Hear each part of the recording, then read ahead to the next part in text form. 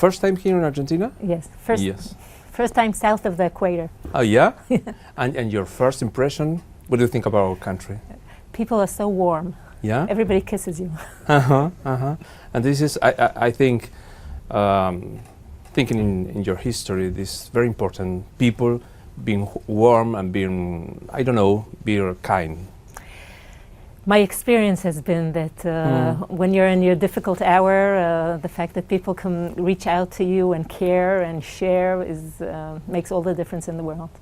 Let me tell you that it's very, very hard to make a question, I don't know, to make an interview with you, because first of all, I think you are a mother, and I think, tell me your first memory when I say Naftali.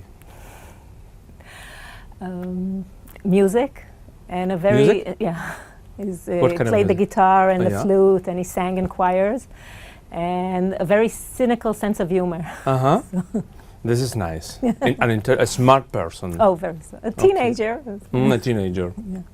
And he wanted to be exactly what? He wanted to develop what kind of, don't know, profession, whatever. He was in 11th grade, so he was still, busy doing his exams and starting to take life seriously and taking responsibility over his own things. Everything was still open. It was all potential. It's hard for me to say what he would have been doing now. I mean, now I know. Now he would be probably doing his first steps out of high school. But in the future, who knows? Who knows? Yes. If you allow me, I'm very impressed because your smile. You always smile. It's a nice smile. And how you can get this smile after your personal story with Naftali? There is definitely a lot of pain and sadness in our life, but there's also an awful lot of blessing in our life. And I try to give space to everything. I try to weep when it's time for me to cry. I feel I have no problem doing that. And yet I try to experience everything. And there's a lot of joy and there's a lot of blessing. There's something I paraphrased from Alan Parker. He's an American. Yes. So my paraphrase says, I can feel pain. I don't have to become my pain. I can feel sorrow. I don't have to become my sorrow. And big difference. Yeah. Yes. In our inside, we have a lot of everything, a lot of blessing, a lot of joy, a lot of pain. So what did you learn from Naftali?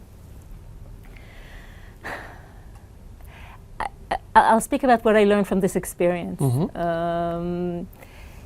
That people could really care. That in a world where hundreds of people are murdered every week and nobody even winks, 1 million of people lost sleep because 3 kids didn't come home from school.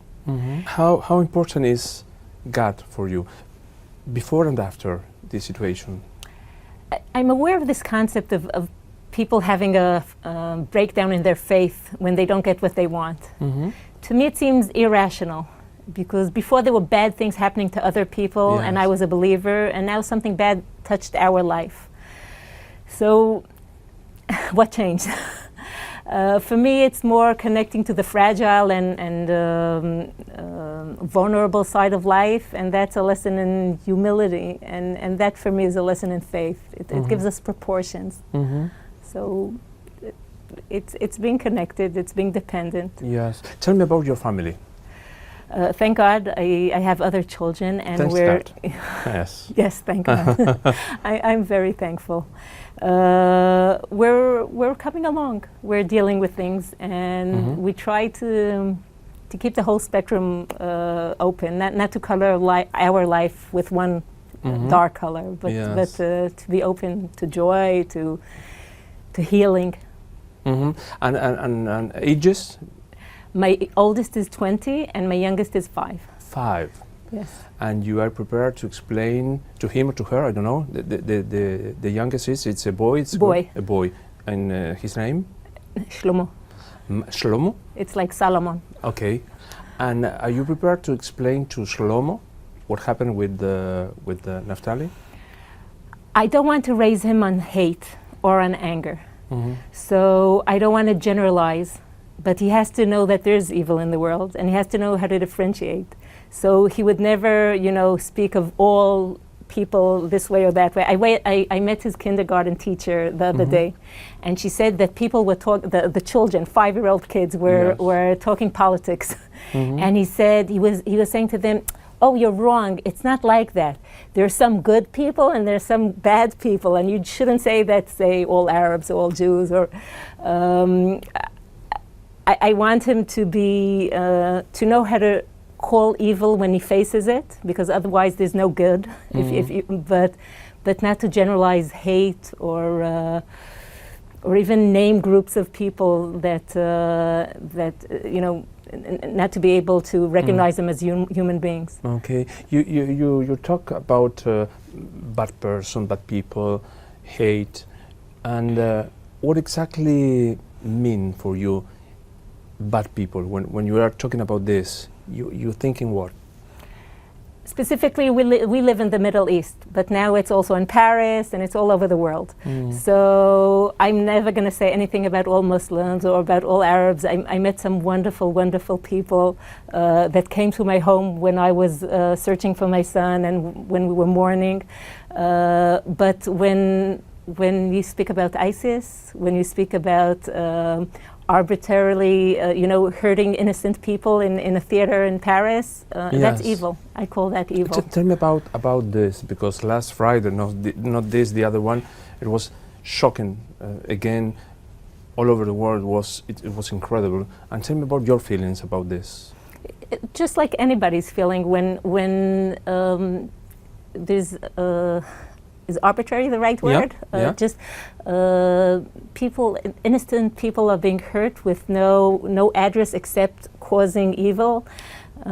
It's horrifying, and that's the place where I think we have to know how to name evil and not blur the picture.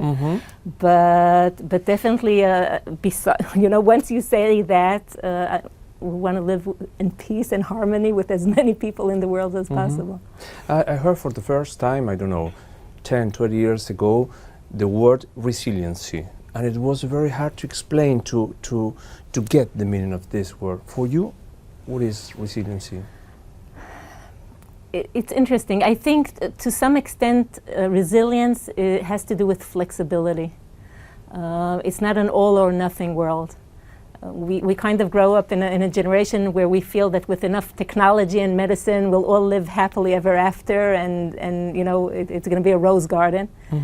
And it doesn't work that way. The world is more complicated than that, and our life is not all about black and white. And sometimes we can experience pain and loss, and still see the other parts of life and the blessing. And it's not an all or nothing thing. Resilience has a lot to do with being able to give place in your life for different emotions, and for sorrow and for joy, and try to keep on experiencing everything. That is very nice, because we used to live, to speak between black and white, and this is not good. It has nothing to do with resilience, because if it's black or white, so once it goes the wrong direction, it's gone. Yes. And I think a lot of families, women, are trying to get this sense of life. I mean, like you are trying to explain. Talk to them, please. You're talking about people that experience loss? Yes. For me, it's very hard to talk about a young boy murder. It's amazing. I have to confess that I feel it's an irrational thing, and it's hard to me to say exactly, to use exactly the words to describe this situation. The loss is tremendous. Yet, our life is surrounded by a lot of grace, by a lot of blessing. I think people should give themselves permission to go with it. There's no right way to deal with loss. I've seen people try to do it right, like there's a way that you can, And it's more about experiencing that, and sometimes just, you know, when it's too painful, just breathe. And then letting the joy back through the door, and trying to be there in full, and not trying to follow some protocol, like there's a right way to do this. Rachel, what is exactly for you peace? When you hear the word peace? In an ideal world, it would be harmony among people, and caring and connecting, and the feeling of security when you live your life. Since our world isn't ideal, and I'm not so naive, it's somewhere halfway. You know, not everybody getting what they want, but trying for the good people to cooperate with each other and deal with the problems. Here in Argentina, there's a way to explain some difficult things. Let me try to translate. It's like, if it happened, it is convenient, or something like this. I don't like this expression, but it's very useful here. If it happened, if something hard happened, it is because it is convenient. To who? To the person who lived this situation. I mean, for example, if you have a loss, it is because the universe, God, I don't know, it is going to explain you why happened. My theology is that I don't play God games. I don't presume to know how he runs the world, or it runs the world. Whatever, yes. Whatever. I never make such assumptions. It's more about, for me as a religious person, living a life with God and trying to do the right thing and trying to better my life, my family life, the world, but never assuming to know why something happened and what the big plan is. I'm sure there is a big plan, but it's beyond me. I suppose you have a lot of questions every day, every single day. I don't know, remembering Naftali, and where is Naftali right now? My 6-year-old says that he comes with her to school every day. So I have to believe her. I had a few minutes before the funeral in the room alone with him. Wow. I felt it was his body. It wasn't my son. So I'm convinced that there is an existence, a spiritual existence. Like a soul, or a soul, yeah. I experienced very sharply the fact that the flesh is the flesh and the spirit is something else. yes, And just being with him in the room and saying, that's not my son. just alone with him. My husband and me. So I don't have the big answers, and I can live with that.